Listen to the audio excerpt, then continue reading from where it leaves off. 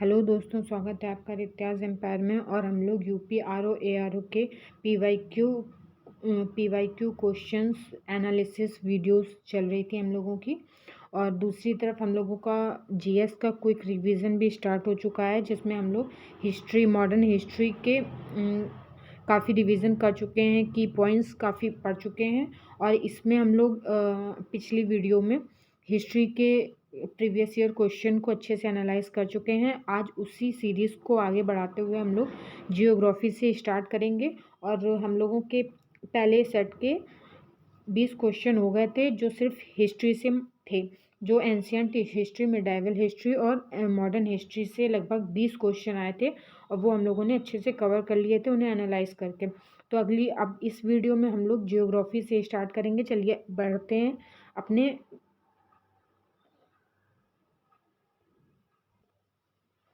हमारा 21 क्वेश्चन जो भारत के भूगोल यहाँ से स्टार्ट होता है। और हमारा क्वेश्चन है, निम्नलिखित में से कौन भारत की सबसे बड़ी मीठे पानी की झील है। तो इसमें भारत की पूछा गया है, तो अगर भारत की मीठे पानी की झील देखा जाए तो इसका बी ऑप्शन जो है वो सही होगा, वुलर झील। वुलर झील जम्मू कश्मीर में स्थित है और ये मीठे पानी की झील है।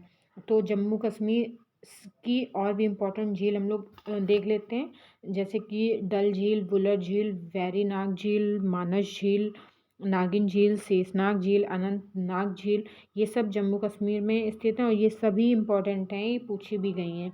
ठीक है। और इसमें एक और चीज़ नोटिस की होगी, तो जम्मू कश्मीर वाली जितनी भी झील है उसमें नाग, शेषनाग इस टाइप के नाम थोड़े से कॉमन लगते हैं, तो ये भी याद करने में आपको हेल्प करेंगे। ठीक है।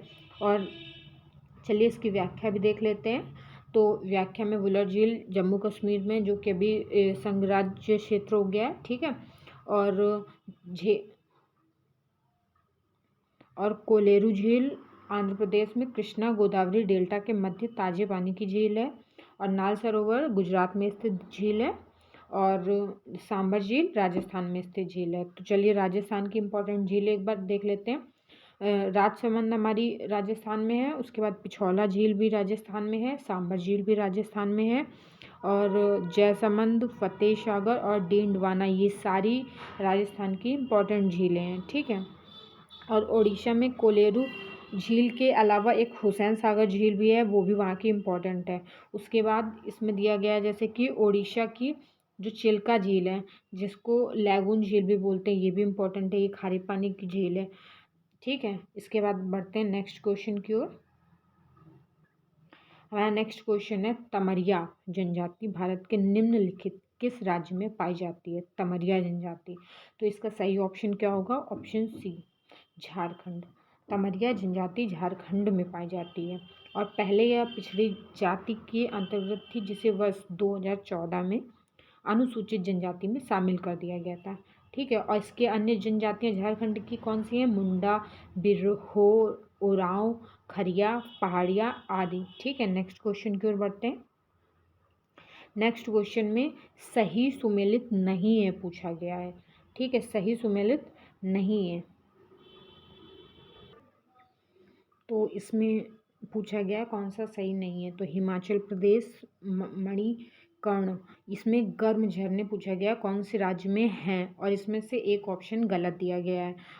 तो हिमाचल प्रदेश मणिकर्ण, तो मणिकर्ण जो गर्म झरना है ये हिमाचल प्रदेश में ही स्थित है। उड़ीसा तप्ता पानी, ये भी सही है, तप्ता पानी झरना उड़ीसा में ही स्थित है। महाराष्ट्र वजेश्वरी, ये भी सही है। और नेक्स्ट ऑप्शन दिया हुआ है हमारा गुजरात नारायणी, तो ये ऑप्शन हमारा गलत है। क्यों? क्योंकि जो नारायणी है वो गुजरात में नहीं, राजस्थान में स्थित है। ठीक है। चलिए बढ़ते हैं नेक्स्ट क्वेश्चन की ओर। इसके बाद हमारा नेक्स्ट टॉपिक स्टार्ट होता है, मानसून, वन, मिट्टी, सिंचाई परियोजनाएं और कृषि। ठीक है। इसका नेक्स्ट क्वेश्चन पूछा गया है, वही सुमेलित करने के लिए इसे हमें सुमेलित करना है। इसमें मिट्टी और दूसरे में राज्य पूछा गया है कि कौन सी मिट्टी कौन से राज्य में पाई जाती है। और ये जो लिस्ट वाले क्वेश्चन होते हैं ना, मिलान वाले, इसमें एक और भी हमें थोड़ा फ़ायदा होता है कि अगर हमें एक या दो भी ऑप्शन आ रहे होते हैं तो हमारा क्वेश्चन उसमें सही होने की जो गुंजाइश है वो बढ़ जाती है। तो जैसे जलोढ़ मिट्टी पूछी गई है, तो नॉर्मली ज़्यादातर लोगों को पता होता है कि जलोढ़ मिट्टी हमारे यूपी में पाई जाती है, ठीक है। और काली मिट्टी सबसे ज़्यादा कपास के लिए फेमस है, जो महाराष्ट्र साइड पाई जाती है। इसमें देखिए ऑप्शन में भी महाराष्ट्र और गुजरात साइड काली मिट्टी पाई जाती है अधिक मात्रा में, और ये कपास के लिए भी फेमस है। तो जैसे इसका सही होगा महाराष्ट्र। उसके बाद मरुस्थल, तो ज़्यादातर नॉर्मल सभी लोगों को पता है कि जो हमारा राजस्थान साइड है वो पूरा मरुस्थली है, रेत है, ठीक है। तो जैसे 3 ऑप्शन हमारे सही हो गए, तो चौथा अगर हमें नहीं भी पता है तो भी हमें पता चल जाएगा कि ये जो लाल मिट्टी है वो कहाँ पाई जाती है, आंध्र प्रदेश में। तो इसका सही ऑप्शन आप लोगों को पता चल गया, डी का 1। और जलोढ़ मिट्टी यूपी में, काली मिट्टी महाराष्ट्र में और लाल मिट्टी आंध्र प्रदेश में, ठीक है। चलिए नेक्स्ट क्वेश्चन देखते हैं, और इसकी व्याख्या आप लोग आराम से देखते चलिए, समझते चलिए, ठीक है। उसके बाद ये नेक्स्ट क्वेश्चन पूछा गया है, नाइजर राम तिल की फसल एक तेल की फसल है, इसके बीजों में तेल की मात्रा कितनी पाई जाती है। तो इसका सही ऑप्शन जैसे कि आप लोग खुद देख पा रहे हैं, डी होगा 37 से 47% तक। और इसका जो व्याख्या है वो देख लेते हैं, इथोपिया, भारत तथा नेपाल में व्यापक मात्रा में उगाया जाने वाला राम तिल नाइजर के बीजों में कुल मात्रा का 1/3 के लगभग तेल कितना होता है, 37 से 47% पाया जाता है, ठीक है। और आप लोगों को मैं बता दूं कि मैं भी आप लोगों की तरह एक स्टूडेंट ही हूँ, और जो भी मैं पढ़ती हूँ आप लोगों के साथ शेयर करती हूँ। तो कभी भी कोई मिस्टेक हो जाए, कुछ आप लोगों को लगे और सही कर सकते हैं, तो मतलब छोटी बहन समझ के आप लोग मुझे कमेंट में बता सकते हैं। चलिए नेक्स्ट क्वेश्चन में बढ़ते हैं। फसल चक्र के संदर्भ में निम्नलिखित में से कौन सा कथन सही है। तो इसमें सही कथन पूछा गया, और कितने कथन दिए गए हैं हमें, हमें 2 कथन दिए गए हैं। पहला कथन दिया गया है, गहरी जड़ों वाली फसलों के बाद उसी तरह की फसलें उगानी चाहिए। और दूसरा कथन क्या है, फलीदार फसल के बाद बिना फली वाली फसल लेनी चाहिए। तो इसमें कौन सा कथन सही है, इसके ऑप्शन देखते हैं। इसका जो ऑप्शन बी है वो सही होगा, केवल 2। इसमें फसल चक्र सिद्धांत के अनुसार एक उत्तम फसल उत्पादकता प्राप्त करने के लिए निम्नलिखित पद्धतियों को अपनाना चाहिए, ठीक है। ये रही इसकी व्याख्या, आप लोग देख लीजिए। और नेक्स्ट क्वेश्चन की ओर आगे बढ़ते हैं। निम्नलिखित घटनाओं पर विचार कीजिए, उन्हें काल क्रमानुसार व्यवस्थित कीजिए। पहली घटना, भारतीयों द्वारा चीनी उद्योग का विकास किस सन में हुआ था। उसके बाद रिसड़ा में प्रथम जूट मिल का प्रारंभ, और तीसरा है भारत में स्टील का प्रथम बार उत्पादन, और फोर्थ है बम्बई में प्रथम कपड़ा मिल का प्रारंभ। तो हम लोग पहले से देखते चलेंगे। भारतीयों द्वारा चीनी मिल का जो विकास है वो 1903 ईस्वी में हुआ था। आप लोग ये सारे सन लिखते चलिए, और फिर उससे अंदाज़ा लगाते चलिए कि कौन सी घटना पहले हुई थी और कौन सी उसके बाद में। इससे आप लोग सही ऑप्शन तक पहुंच जाएंगे। और रिसड़ा में प्रथम जूट मिल का प्रारंभ, तो जो प्रथम जूट मिल है उसका बॉम्बे में मतलब शुभारंभ हुआ था, और ये 1854 में लगाई गई थी, बॉम्बे में स्थापना हुई थी, ठीक है। और उसके बाद प्रथम जूट मिल सॉरी सॉरी मतलब बम्बई में प्रथम कपड़ा मिल का प्रारंभ हुआ था 1854 में, और प्रथम जूट मिल का प्रारंभ हुआ था 1855 में। उसके बाद स्टील का प्रथम बार अगर उत्पादन पूछा जाए तो ये हुआ था 1874 में। तो इस हिसाब से इसका मतलब कालक्रम देखा जाए तो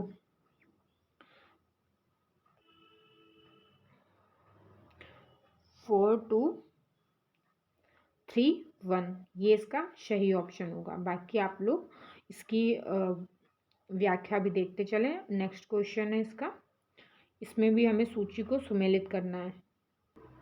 हमें पहली लिस्ट को दूसरे से सुमेलित करना है। तो इसमें एक पहली लिस्ट में दिया गया है खनिज, और दूसरी लिस्ट में दिया गया है उद्योग जिनमें बड़े पैमाने पर इन खनिज का यूज़ किया जाता है, ठीक है। तो पहला दिया गया है चूना पत्थर, और दूसरा दिया गया है कॉपर, तीसरा दिया गया है बॉक्साइट, और चौथा दिया गया है मैंगनीज। तो सामने के हम लोग लिस्ट देखते चलेंगे तो उससे हम मिलान करते चलेंगे। तो चूना पत्थर से किसका निर्माण होता है, तो चूना पत्थर से सीमेंट बनाई जाती है, तो ए का ए ही सही होगा। कॉपर, कॉपर से बिजली का ही सामान बनता है, सबको पता है कॉपर के से बिजली के सामान बनते हैं, नॉर्मल लाइफ में भी हम लोगों ने देखे होंगे। और बॉक्साइट से हवाई जहाज का निर्माण होता है, और मैंगनीज से इस्पात। तो इसका 1 2 3 4 ही ऑप्शन सही होगा।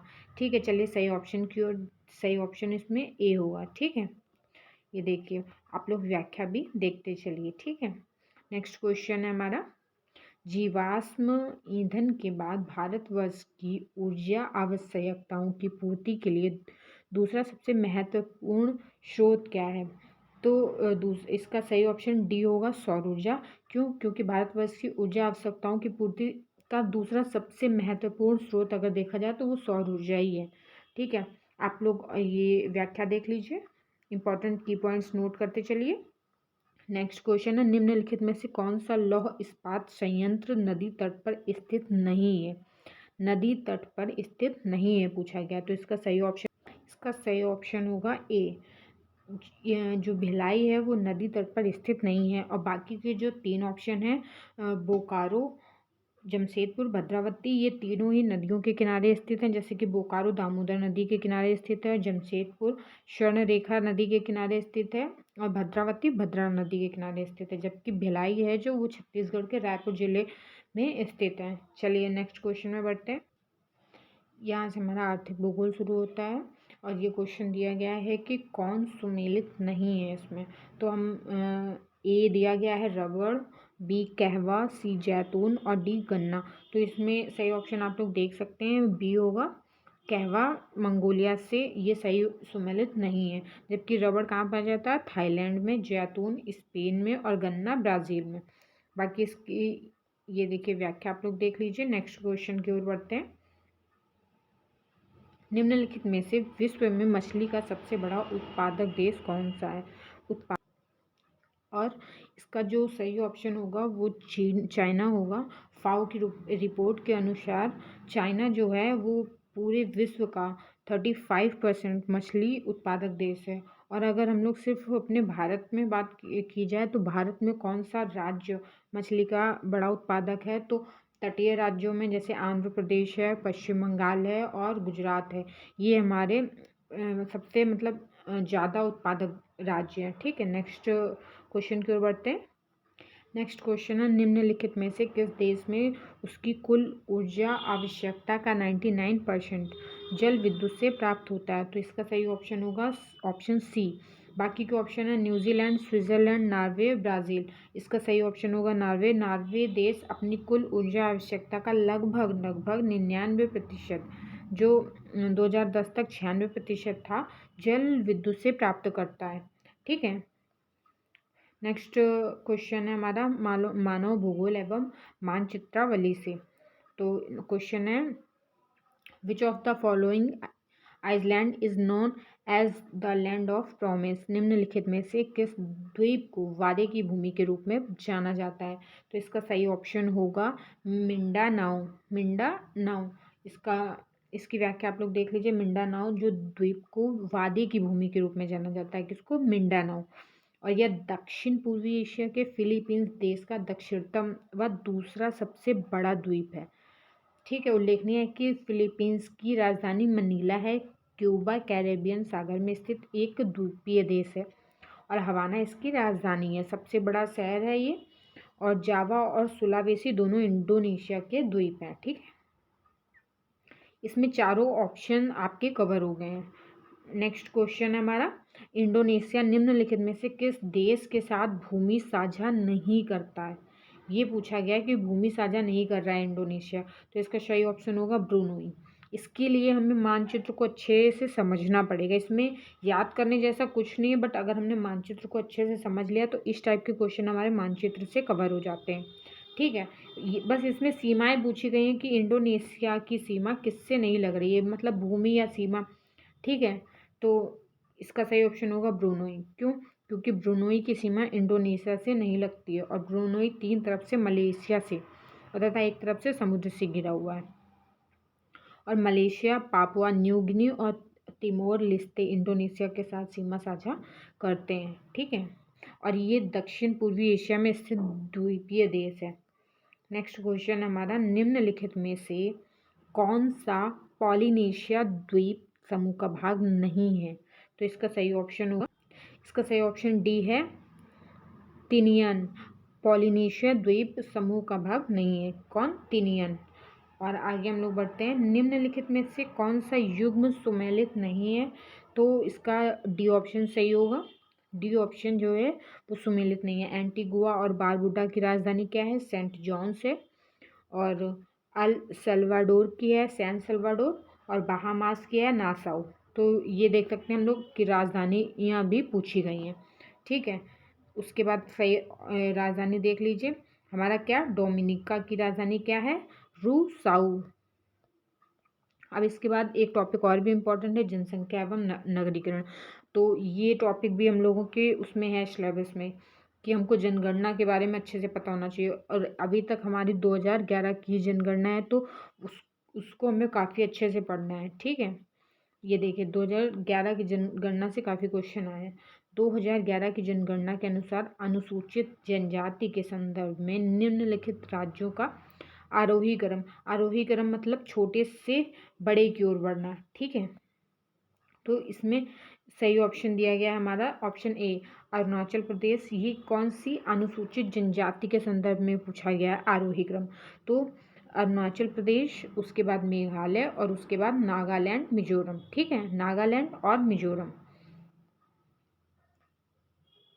ये देखिए, ये अनुसूचित जनजाति की जनसंख्या सबसे अगर कम देखी जाए ऑप्शंस में तो अरुणाचल प्रदेश, उसके बाद उससे ज़्यादा किसमें है? मिजोरम में, उससे ज़्यादा नागालैंड में, और उससे ज़्यादा किसमें है? मेघालय में। ठीक है, नेक्स्ट क्वेश्चन की ओर बढ़ते हैं।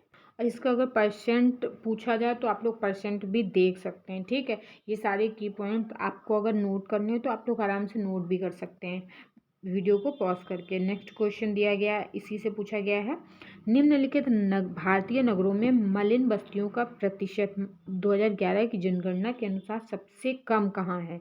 ठीक है, तो सबसे कम पूछा गया है, तो इसका ऑप्शन ए सही होगा, अहमदाबाद। 2011 की जनगणना के अनुसार विकल्पों में सबसे कम मलिन बस्तियों का प्रतिशत अहमदाबाद में कहाँ पे है? अहमदाबाद में। नेक्स्ट क्वेश्चन है, जनगणना 2011 के अनुसार भारत में निम्नलिखित राज्यों में से कौन से राज्यों ने सबसे कम नगरीकरण का प्रतिशत दर्ज किया है? सबसे कम नगरीकरण का, तो इसका सही ऑप्शन होगा हिमाचल प्रदेश। ठीक है, नगरीकरण का प्रतिशत, तो इसका सही ऑप्शन होगा हिमाचल प्रदेश। अब इसका परसेंट भी हम लोग देख लेते हैं। भारत में हिमाचल प्रदेश का नगरीकृत राज्य कितना है? 10%। और बिहार का कितना है? कुल जनसंख्या का 11.3%। उड़ीसा 16.70, और उसके बाद राजस्थान की 24.9%। और उसके बाद भारत का सबसे ज़्यादा नगरीकृत राज्य गोवा एवं केंद्र शासित प्रदेश अगर पूछा जाएगा तो हमारा दिल्ली है, 97.5%। ये बहुत मतलब ज़्यादा होता है। ठीक है, और राज्य में पूछा जाएगा तो वो गोवा है, 62.2%। ठीक है, नेक्स्ट क्वेश्चन है, आप लोग देख सकते हैं जनगणना से कितने क्वेश्चन आए। तो जनगणना बहुत इंपॉर्टेंट है और ये टॉपिक आपको अच्छे से कवर करना है। और अगर आप लोग कहेंगे तो मैं ये पूरा टॉपिक एक वीडियो में कवर करा दूंगी। ठीक है, क्योंकि मैं पढ़ूंगी तो सेम आपके साथ अपने नोट्स शेयर कर लूँगी, और जितनी भी चीज़ें मैं सारे पॉइंट्स क्लियर कर दूँगी। ठीक है, 2011 की जनगणना के अनुसार निम्नलिखित में से भारत के किस केंद्र शासित प्रदेश में न्यूनतम लिंगानुपात पाया जाता है? न्यूनतम मतलब मिनिमम पूछा गया है, लिंगानुपात कितना पाया जाता है? तो इसका सही है दमन एवं द्वीप, बी ऑप्शन इसका सही है। ठीक है, भारत के केंद्र शासित प्रदेशों में न्यूनतम अगर लिंगानुपात पूछा जाए तो दमन एवं दीव है। 608 महिलाएं हैं 1000 पुरुषों में यहाँ पे, और जबकि सर्वाधिक लिंगानुपात कहाँ पे है? पुदुचेरी में, ये भी केंद्र शासित प्रदेश है। तो यहाँ केंद्र शासित प्रदेश की बात हो रही है। सबसे कम लिंगानुपात किसमें है? दमन द्वीप में।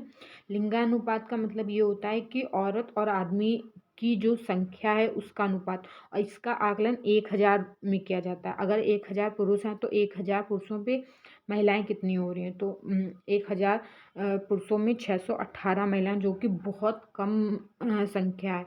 ये है दमनदीप के। और सर्वाधिक लिंगानुपात पूछा जाए तो पुदुचेरी में महिलाओं की संख्या पुरुषों से ज़्यादा है। ठीक है, नेक्स्ट क्वेश्चन की ओर। और इसी में और भी पॉइंट्स क्लियर कर लेते हैं, जैसे कि चंडीगढ़ का लिंगानुपात कितना है, 1000 पुरुषों में 818, अंडमान निकोबार द्वीप समूह का 876 और लक्षद्वीप का 943।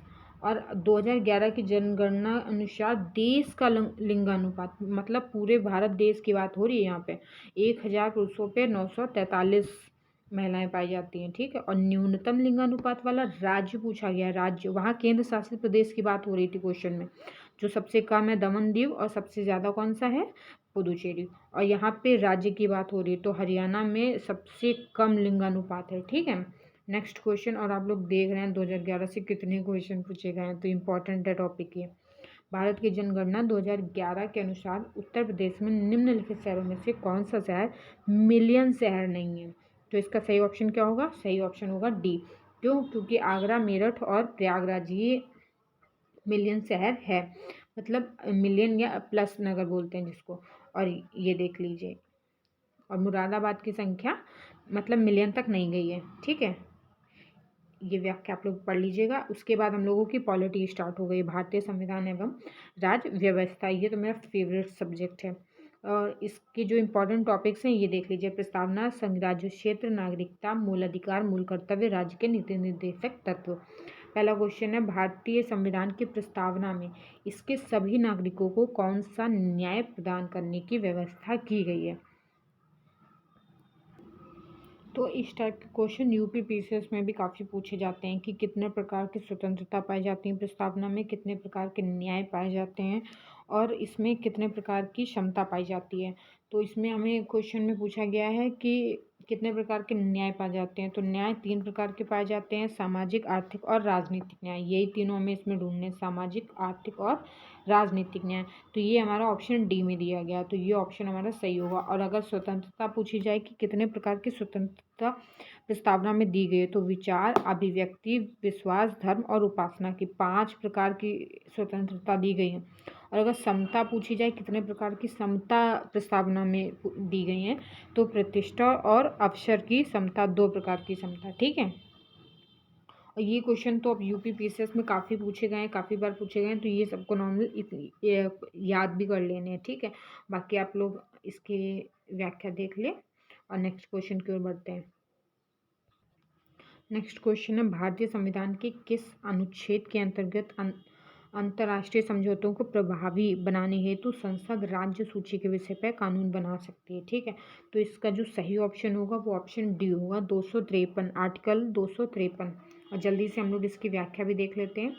तो 253 क्या है, अंतर्राष्ट्रीय समझौते को प्रभावी बनाने हेतु संसद राज्य सूची के विषय पर कानून बना सकती है। ठीक है, और 249 में क्या है, अनुच्छेद 249 में राष्ट्र हित में राज्य सूची से संबंधित किसी मामले में संसद की कानून बनाने की शक्ति। और 250 में राज्य सूची के विषय पर आपातकाल की स्थिति में संसद की कानून बनाने की शक्ति। ये सब राज्य से रिलेटेड है। ठीक है, और 252 में है, 2 या 2 से अधिक राज्यों के लिए उनकी सहमति के पश्चात संसद द्वारा कानून बनाने की शक्ति। ठीक है, नेक्स्ट क्वेश्चन दिया गया है, निम्नलिखित में से कौन से भारतीय राष्ट्रपति लोकसभा अध्यक्ष भी रहे हैं, तो इसका सही ऑप्शन क्या होगा, नीलम संजीव रेड्डी। और ये इसकी व्याख्या, भारत के पूर्व राष्ट्रपति नीलम संजीव रेड्डी ने 2 बार लोकसभा के अध्यक्ष पद को सुशोभित किया है। किसने, नीलम संजीव रेड्डी ने। और प्रथम बार चौथी लोकसभा के कार्यकाल में 1967 से 1969 तक, और दूसरी बार 1977 में, और 1977 में ही ये राष्ट्रपति के लिए निर्वाचित हुए थे। ठीक है, अब उसके बाद हमारी राज्य सरकार स्टार्ट हो जाती है। नेक्स्ट क्वेश्चन बनता है, राज्य विधानमंडल की बैठक आयोजित करने के लिए कोरम जो गण पूर्ति है वो क्या होगी। ये तो मतलब नॉर्मल है कि 10वां भाग, कुल सदस्यता का 10वां भाग। ठीक है, आगे बढ़ते हैं। इसका ऑप्शन ये देखिए, डी ऑप्शन है वो सही होगा, 10 सदस्य या कुल सदस्य का 10वां हिस्सा, जो भी अधिक हो। ठीक है, ये इसकी आप लोग इसकी व्याख्या अच्छे से देख सकते हैं। नेक्स्ट क्वेश्चन है, इसमें पंचायती राज व्यवस्था व संविधान संशोधन अनुसूची, ठीक है। तो क्वेश्चन दिया गया है 1993 में निम्नलिखित में से कौन सी भाषा 8वीं अनुसूची में सम्मिलित नहीं की गई। 1993 में पूछा गया है, जबकि 92वां संविधान संशोधन जो है वो 2003 में हुआ था। और उसमें फिर 8वीं अनुसूची में कौन कौन सी भाषाएं डाली गई थी, मैथिली, डोगरी, बोडो एवं संथाली भाषाओं को डाला गया था, को जोड़ा गया था। और 8वीं अनुसूची में वर्तमान में कुल कितनी भाषाएं हैं, 22 भाषाएं। और भाषाओं को लेके अभी तक कितने संविधान संशोधन हो चुके हैं, तो अभी तक 3 संविधान संशोधन हुए हैं। कौन कौन से, चलिए नेक्स्ट आगे बढ़ते हैं। दक्षिण एशियाई क्षेत्र के लिए भारत का 6 सूत्री प्रस्ताव भारत के किस प्रधानमंत्री द्वारा प्रस्तुत किया गया था। तो ये सही ऑप्शन होगा अटल बिहारी वाजपेयी द्वारा। तो इन्होंने, ये देख लीजिए, ठीक है। उसके बाद आगे बढ़ते हैं नेक्स्ट क्वेश्चन। यहाँ से हमारी इकोनॉमी स्टार्ट होती है, यहाँ से 50वां क्वेश्चन स्टार्ट होता है। जीएस में हमारे टोटल 140 क्वेश्चन पूछे जाते हैं और हिंदी में हमारे टोटल 60 क्वेश्चन पूछे जाते हैं प्रीलिम्स में, ठीक है। इससे पहले हम लोगों ने मेंस का प्रीवियस ईयर पेपर कवर किया था और इसकी मैंने एक प्लेलिस्ट बना दी है। तो आप लोगों को ये पूरी बुक आपको उस प्लेलिस्ट में मिल जाएगी, एक एक पेपर, ठीक है। और किसी किसी में मैंने कम क्वेश्चन करा दिए हैं, किसी किसी में ज़्यादा क्वेश्चन करा दिए हैं, तो उसमें आप लोग कंफ्यूज मत होइएगा। आपको सारे क्वेश्चन मिल जाएंगे सब्जेक्ट वाइज और सबकी व्याख्या भी मिल जाएगी, ठीक है। तो ये क्वेश्चन है, निम्नलिखित में से कौन सा सही सुमेलित नहीं है। तो इसमें ये योजनाएं दी गई, कौन से सन में कौन सी योजनाएं थी। तो महिला समृद्धि योजना 1993, ये सही है।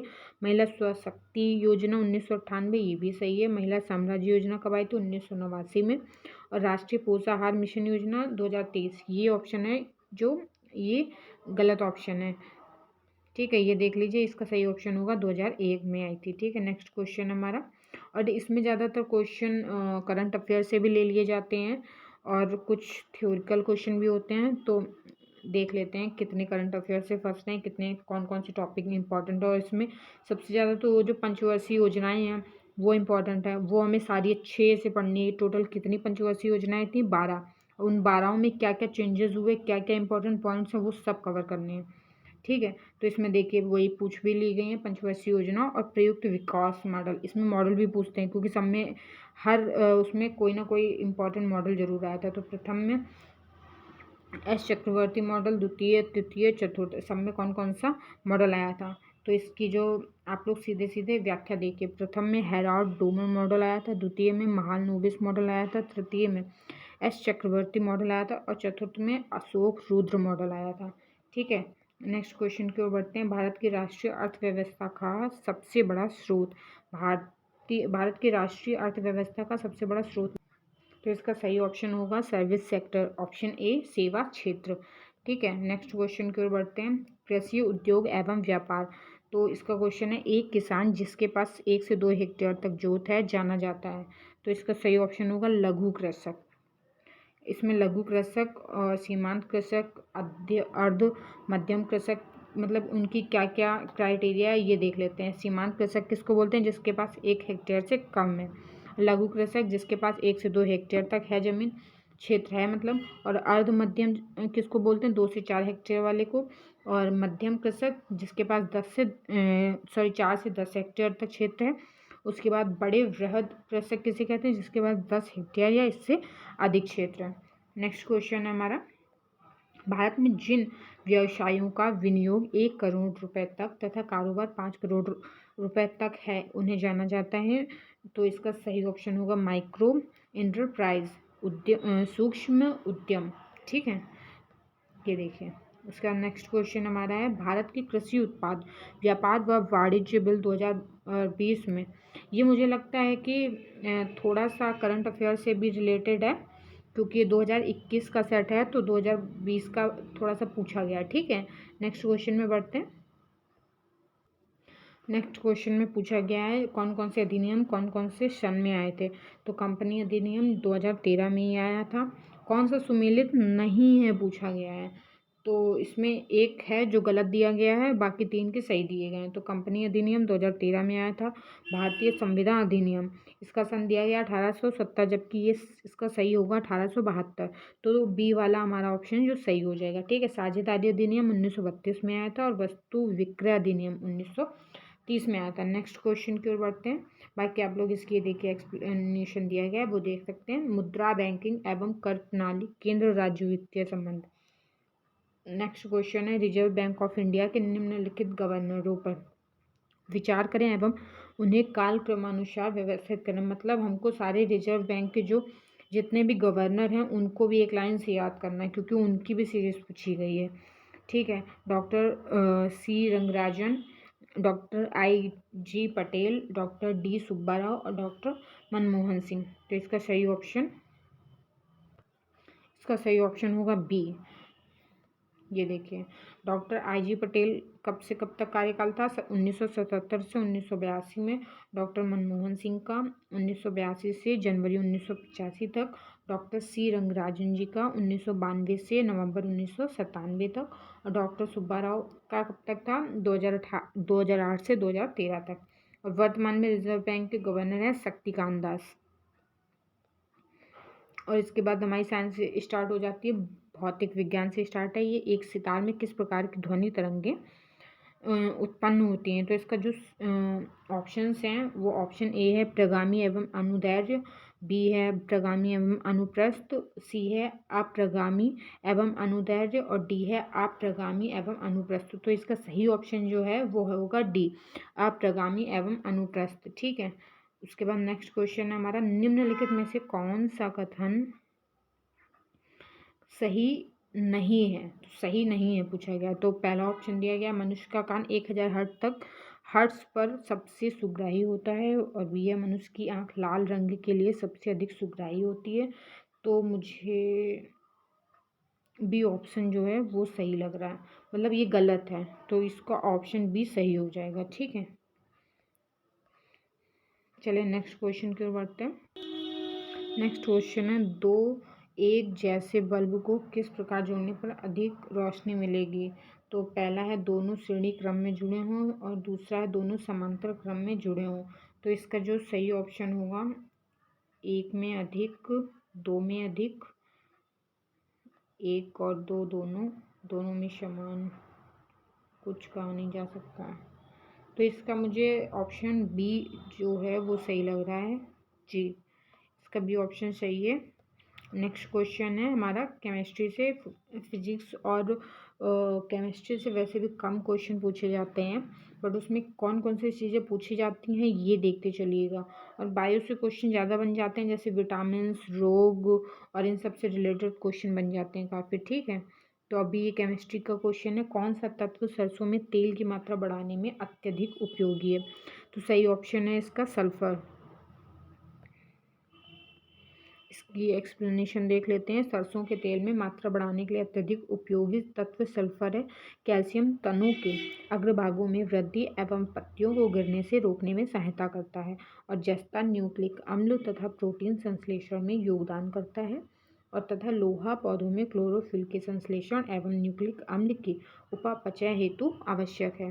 क्वेश्चन नंबर 62 है, हाइड्रोजन सल्फाइड प्रदूषक का मुख्य स्रोत है। ऑप्शन ए सड़ते हुए वनस्पति एवं पशु पदार्थ, बी है ऑटोमोबाइल, सी है तेल रिफाइनरी और डी है ताप विद्युत संयंत्र। तो इसका सही ऑप्शन होगा ऑप्शन ए, हाइड्रोजन सल्फाइड प्रदूषक का मुख्य स्रोत है, सड़ते हुए वनस्पति एवं पशु पदार्थ। नेक्स्ट क्वेश्चन है 10 दिनों से अधिक दिन तक उपवास करने पर लिवर पर क्या प्रभाव पड़ता है? तो जो लोग बहुत मतलब पतले होना होता है या डाइट करनी होती है तो लोग भूखे रहना शुरू कर देते हैं, तो ये क्वेश्चन उनके लिए भी है। 10 दिनों से अधिक दिन तक उपवास करने पर लिवर पर क्या प्रभाव पड़ता है? पहला ऑप्शन है लिवर में ग्लूकोज स्तर कम हो जाता है। ऑप्शन बी है लिवर में ग्लूकोज स्तर अधिक हो जाता है। सी है लिवर में ट्राइग्लिसराइड्स घटने लगता है और डी है लिवर में ट्राइग्लिसराइड्स बढ़ने लगता है। तो इसका जो सही ऑप्शन है, मुझे तो ए लग रहा है, लिवर में ग्लूकोज स्तर कम हो जाता है। बाकी हाँ, ए ही सही है। 10 दिनों में अधिक दिन तक उपवास करने पर लीवर यकृत में ग्लूकोज का स्तर कम हो जाता है। यकृत मानव शरीर की सबसे बड़ी ग्रंथि है। ठीक है, नेक्स्ट क्वेश्चन है, मकड़ियों द्वारा उत्पादित रेशम कहलाता है। मकड़ियों द्वारा उत्पादित रेशम कहलाता है गोशामर रेशम। ऑप्शन बी है गोशामर रेशम। तो क्या जो मकड़ी जाले बनाते हैं उनको रेशम बोलते हैं? मुझे आज पहली बार पता चला ये। मकड़ियों द्वारा उत्पादित रेशम गोशामर रेशम कहलाता है। मकड़ियाँ तरह तरह के रेशमी तंतुओं के उत्पादन में दक्ष होती हैं। ये आप लोग पूरा देख लीजिएगा। नेक्स्ट क्वेश्चन है, निम्नलिखित खाद्य पदार्थों में से कौन सा, और मैं व्याख्या देखने के लिए इसलिए कहती हूँ क्योंकि व्याख्या में कई बार कई पॉइंट्स उस टॉपिक से रिलेटेड हमारे मतलब हो जाते हैं कंफर्म। ठीक है, तो इसलिए मैं बोलती हूँ कि आप लोग व्याख्या भी पढ़ते चलिए ताकि कुछ चीज़ें क्लियर होती चलें, वो उसके चार ही ऑप्शंस हमारे क्लियर होते चलें। तो निम्नलिखित खाद्य पदार्थों में से कौन सा सभी आवश्यक एमिनो अम्लों का सर्वोत्तम स्रोत है? इसका सही ऑप्शन होगा ऑप्शन सी अंडा। अंडा में सभी आवश्यक एमिनो अम्ल का सर्वोत्तम स्रोत है। नेक्स्ट क्वेश्चन है, तुलसी के पौधे का औषधीय महत्व निम्नलिखित की उपस्थिति के कारण होता है। तो इसका सही ऑप्शन है सी फिनॉल एवं फ्लेवोनाइड्स।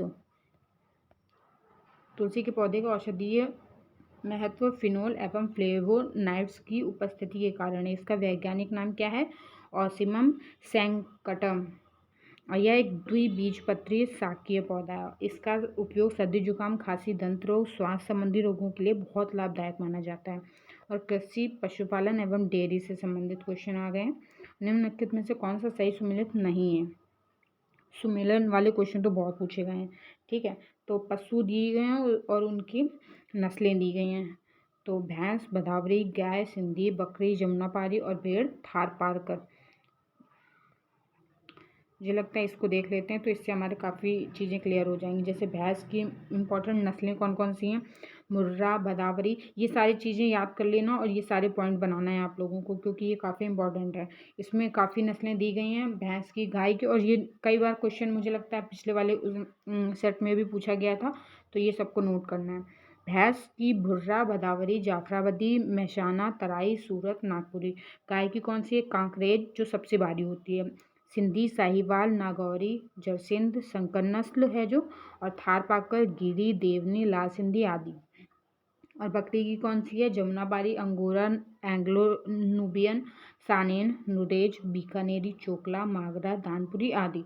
और भेड़ की कौन सी है? लोही, जो कि सर्वाधिक दूध देती है। उसके बाद कच्छी, कूका, गुरेज, नुरेज, बीकानेरी, चोकला, मागरा, दानपुरी आदि है। और थारपारकर गाय की नस्ल है, ना कि भेड़ की। नेक्स्ट क्वेश्चन की ओर बढ़े। नेक्स्ट क्वेश्चन है, काशी लालिमा निम्नलिखित में से किस फसल की प्रजाति है? तो इसका सही ऑप्शन क्या होगा? बी होगा, भिंडी।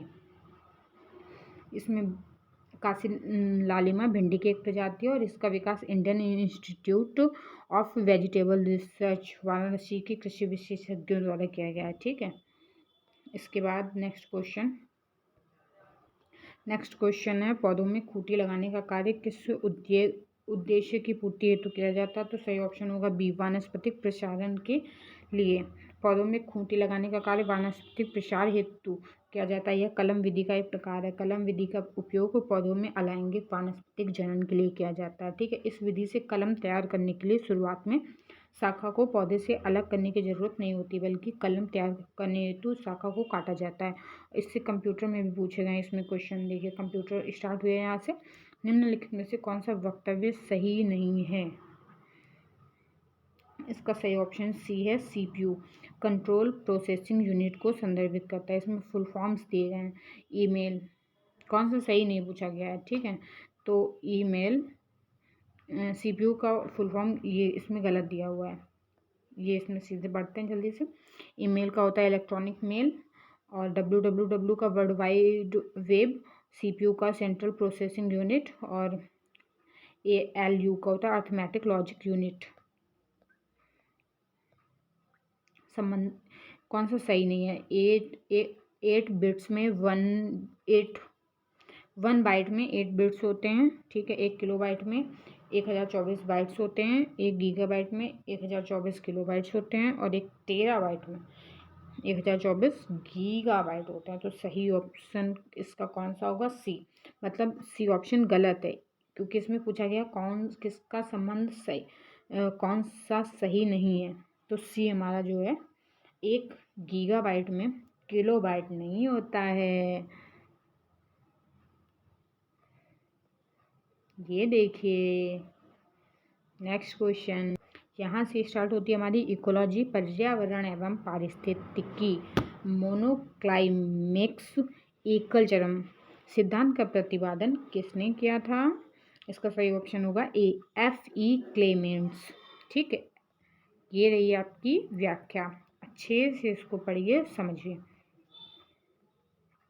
सूची 1 को दूसरे से क्या करना? सुमेलित करना। भारतवर्ष में अधिनियम तो बहुत ही पूछे जाते हैं। ये तो आप लोगों को सारे सन याद कर लेने हैं। ये डेट्स कितने इंपॉर्टेंट हैं, और ज़्यादातर लोगों को डेट्स ही याद करने में प्रॉब्लम होती है। इसका तो मैं यही उपाय दूंगी कि आप लोग सारे सब्जेक्ट में जितने भी इम्पोर्टेंट डेट्स हैं उनकी एक चार्ट बनाएं, या फिर उनको एक जगह पे लिखें और उसको बार बार पढ़ें, क्योंकि मैं तो ऐसे ही याद करती हूँ।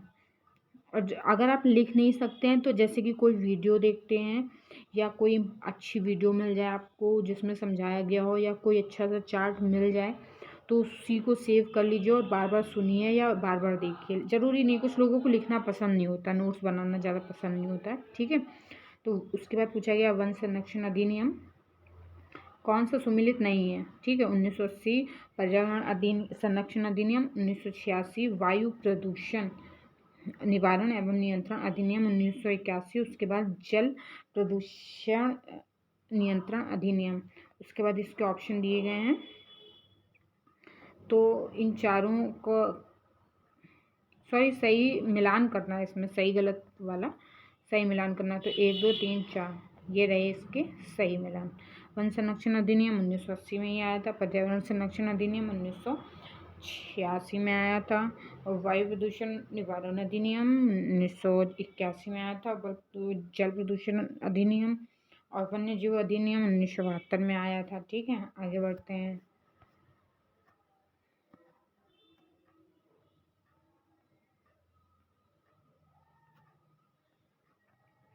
नदी का जल प्रदूषण किससे मापा जाता है? जल में घुली क्लोरीन की मात्रा से, जल में घुली ओजोन की मात्रा से, जल में घुली नाइट्रोजन की मात्रा से, जल में घुली ऑक्सीजन की मात्रा से। तो ऑप्शन डी सही होगा इसका, जल में घुली ऑक्सीजन की मात्रा से जल का प्रदूषण मापा जाता है। ठीक है, उसके बाद क्वेश्चन नंबर 75, घटते उत्पादकता के क्रम में अधोलिखित में कौन सा पारितंत्र क्रम सही है?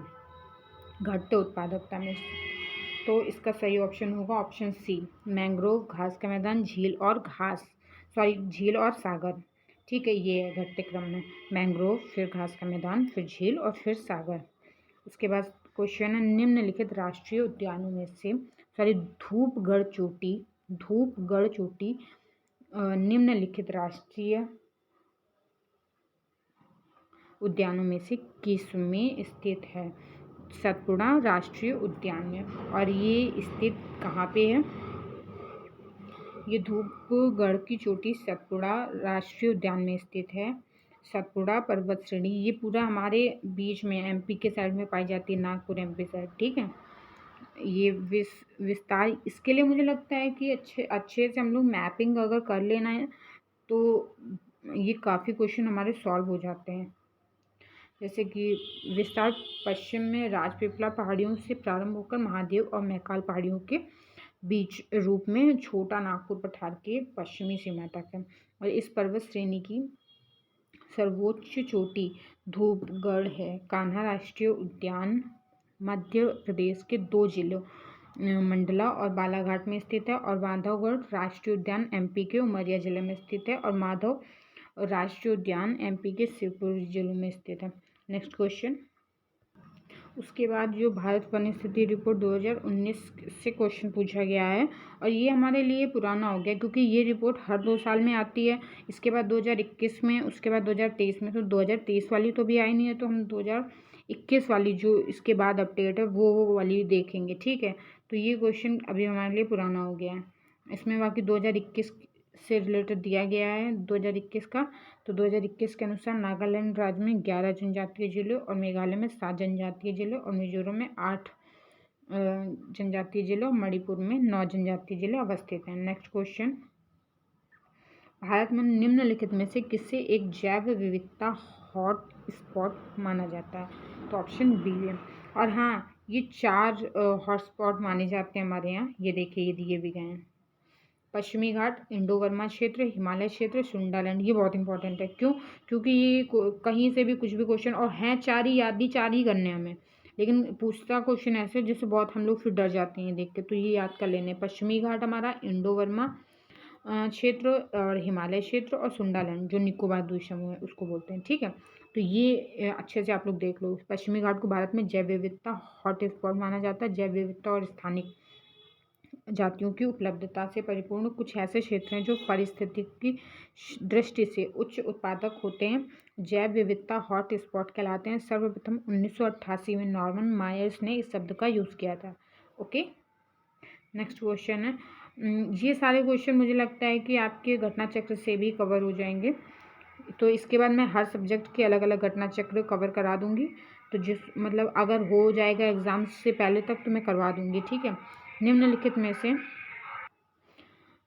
से किस वर्ष प्रयागराज के किले पर अंग्रेजों का अधिकार स्थापित हुआ था? तो इसका सही ऑप्शन है डी, 1997 में प्रयागराज के किले पर अंग्रेजों का अधिकार स्थापित हुआ था। सुजाउद्दौला के पश्चात सफउद्दौला और फिर 1797 ईस्वी में उसका भाई सआदत अली अवध का नवाब बना था। ठीक है, नेक्स्ट क्वेश्चन है, जा दिन धर्म भयो का धरती धसी 2.5 हाथ। उपयुक्त उक्ति लोकोक्ति का संबंध उत्तर प्रदेश की किस ऐतिहासिक विभूति से है? तो इसका सही ऑप्शन होगा आला सी।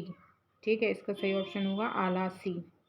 ये रहा, ये चंदेल वंश के शासकों की सेना में सेनापति थे। कौन? आला और उदल।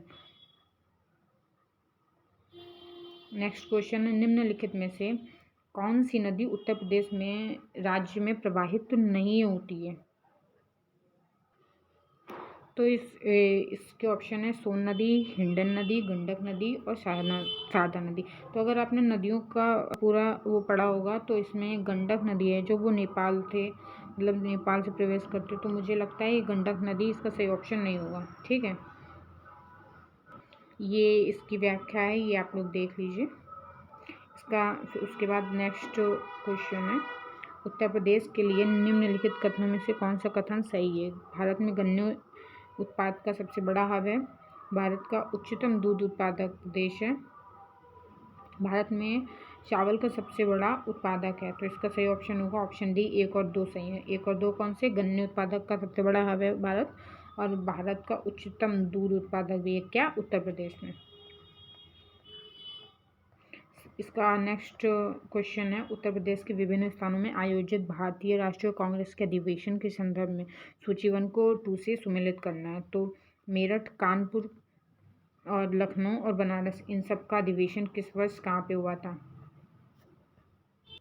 ये लीजिए, इसकी व्याख्या देखते हैं। उत्तर प्रदेश में आयोजित भारतीय राष्ट्रीय कांग्रेस के अधिवेशनों का सही क्रम कैसा है? जैसे मेरठ में 55वां अधिवेशन हुआ था, 1946 में, अध्यक्ष थे JB कृपलानी। ये यूपी के ही पूछे गए हैं खाली। और कानपुर में 1925 में हुआ था, जिसकी इसमें ये भी पूछा जाता है पहली भारतीय महिला अध्यक्ष कौन थी? तो वो सरोजनी नायडू थी।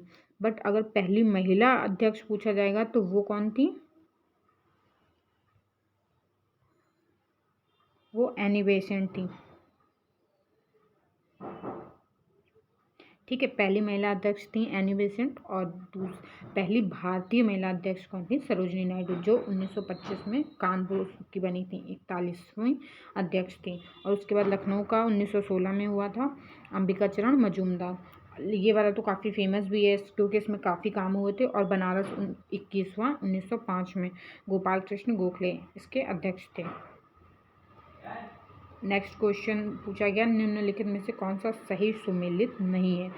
तो जल विहार मेला, बुंदेलखंड बटेश्वर का मेला, ये आगरा साइड होता है, और बलदेव छठ का मेला पूर्वांचल, और चक्रसाल का मेला मुजफ्फरनगर। तो इसका सही ऑप्शन होगा सी, बलदेव छठ का मेला पूर्वांचल, क्योंकि बलदेव छठ का मेला होता है हरियाणा फरीदाबाद में, ठीक है।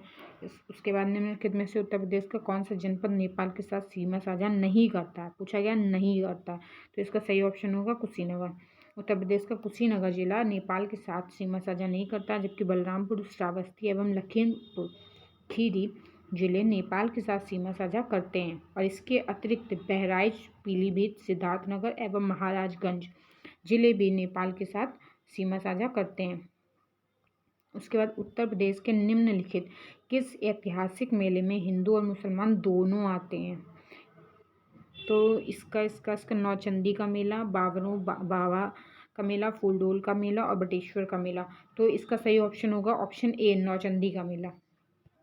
उसके बाद नेक्स्ट क्वेश्चन, उत्तर प्रदेश की कुल जनसंख्या में कार्यबल का प्रतिशत कितना है? तो इसका ऑप्शन सही ऑप्शन होगा बी, 23.7%। नेक्स्ट क्वेश्चन है, निम्नलिखित में से किस वर्ष वर्तमान उत्तर प्रदेश का प्राय संपूर्ण क्षेत्र बंगाल प्रेसिडेंसी से अलग करके आगरा प्रेसिडेंसी के अधीन कर दिया गया? तो इसका सही ऑप्शन होगा बी, 1833 ईस्वी के अधिनियम में, ठीक है। नेक्स्ट क्वेश्चन है हमारा, निम्न राज्यों में से कौन ट्यूबवेल सिंचाई के क्षेत्र में सर्वोच्च है? तो ये तो उत्तर प्रदेश है हमारा, ठीक है। उसके बाद है, निम्नलिखित में से सही सुमेलित नहीं है। कोई महोत्सव, ये अलीगढ़ दिया गया, महोत्सव नगर, महोबा, महोदय श्री, कन्नौज, जेजा भुक्ति, कौशाम्बी। तो इसका सही ऑप्शन है डी, ठीक है। कोई अलीगढ़ में इस वर्तमान स्थिति, और इसके पहले क्या नाम था? महोत्सव नगर, महोबा, महोदय श्री, कन्नौज और जेजाग भुक्ति, बुंदेलखंड। उसके बाद नेक्स्ट क्वेश्चन है हमारा, अंग्रेजों के विरुद्ध बनारस विद्रोह का नेतृत्व किसने किया था? अंग्रेजों के विरुद्ध बनारस विद्रोह का नेतृत्व किसने किया था? तो इसका जो सही ऑप्शन होगा वो ऑप्शन डी होगा, राजा चेत सिंह। अंग्रेजों के विरुद्ध बनारस विद्रोह 1780 से 81 का नेतृत्व चेत सिंह ने किया था, और वॉरेन हेस्टिंग्स ने 1778 में राजा चेत सिंह से 5 लाख रुपया युद्ध कर के रूप में मांगा था। और इसके ये वीडियो अब हम लोग यहीं तक रखते हैं, ताकि ज़्यादा लंबी ना वीडियो हो जाए, थोड़ा थोड़ा सा रिवीजन भी होता जाएगा और हमारे PYQ एनालिसिस भी होते रहेंगे। उसके बाद इसके आगे की वीडियो हम लोग इसके आगे के क्वेश्चन हम लोग नेक्स्ट वीडियो में देखेंगे, क्योंकि अगर हम लोग एक साथ पूरा एक सेट कवर करने की कोशिश करेंगे तो वीडियो आप लोगों के लिए काफ़ी लंबी और बोरिंग भी हो सकती है। तो हम लोग थोड़ा थोड़ा पढ़ते चलेंगे, तो इसके आगे का मैटर हम लोग नेक्स्ट वीडियो में पढ़ेंगे। तब तक आप लोग पढ़ाई करते रहिए, और जितने भी इम्पॉर्टेंट टॉपिक्स इसमें आपको लग रहे हैं कि सबसे क्वेश्चन पूछे जा रहे हैं, उनके छोटे छोटे नोट्स बना के रिविज़न करते रहिए, ताकि आगे के सेटों में उनसे क्वेश्चन पूछे जाएँ तो आप लोग उसके आंसर खुद से दे सकें, ठीक है। तो तैयारी करते रहिए। All the best.